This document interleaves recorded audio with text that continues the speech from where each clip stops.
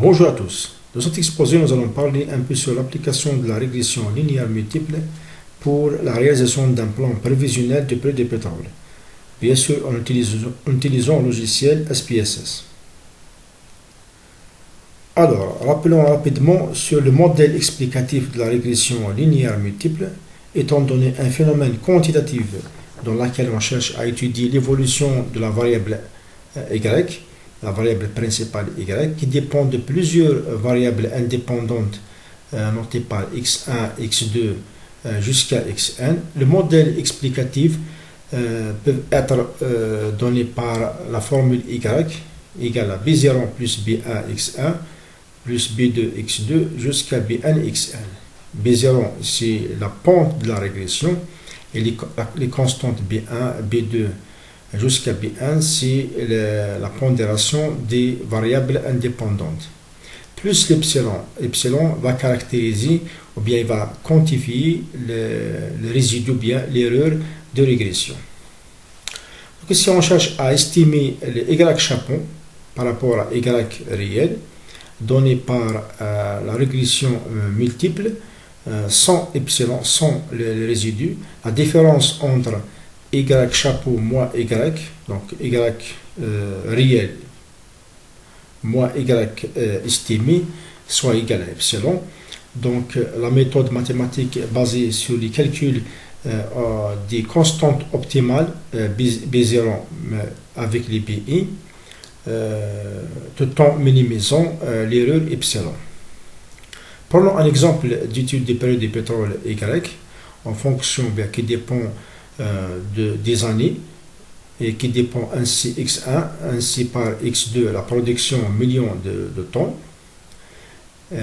qui dépend ainsi par la demande des clients en millions de tonnes en fonction des années. On note x4 aussi le stock en millions de tonnes et il dépend ainsi par la situation financière ou bien économique ou bien sanitaire notée par la crise. Donc c'est une variable binaire. Lorsque x5 veut 0, donc il n'y a pas de crise. Lorsque sinon, il y a une crise. Donc maintenant, on va appliquer le logiciel SPSS pour pouvoir calculer les constantes B. Donc après avoir saisi les données et les variables dans la case ou bien dans le logiciel SPSS, donc on va aller à analyse, ensuite régression, ensuite l'option linéaire. On va affecter le prix, la variable prix dans la case dépendante et les variables année, production, demande, stock, la crise dans la case des variables indépendantes.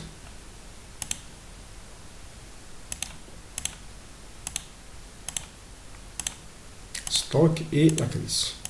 Bon, ici, on peut afficher beaucoup d'informations, notamment les statistiques. Donc, on peut avoir les statistiques descriptives, les coefficients de R et la qualité d'ajustement, les mesures de corrélation, bien la matrice de corrélation entre les variables, les tests, on peut avoir l'estimation, les intervalles de confiance, beaucoup d'informations.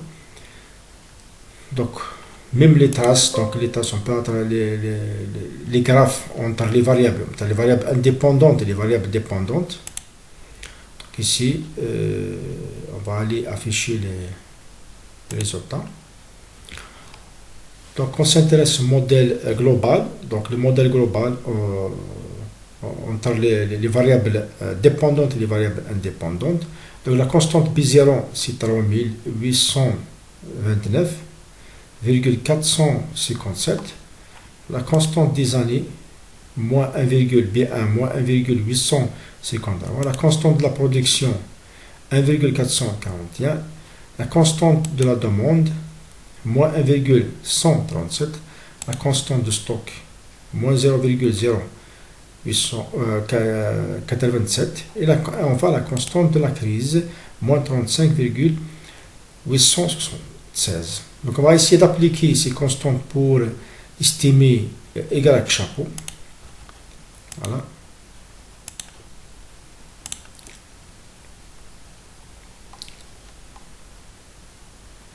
On distingue deux cas donc pour le plan prévisionnel du prix du pétrole jusqu'à 2030 dans le cas de la crise donc V1.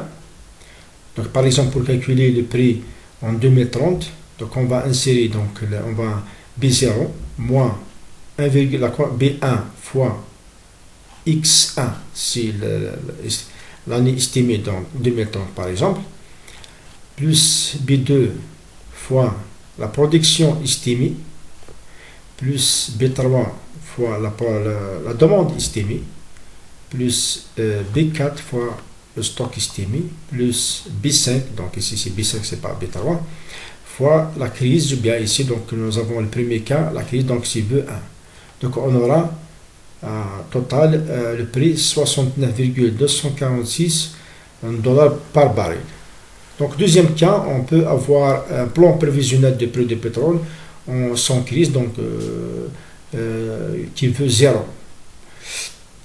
Alors on a terminé pour aujourd'hui. Merci pour votre attention et je vous dis à bientôt.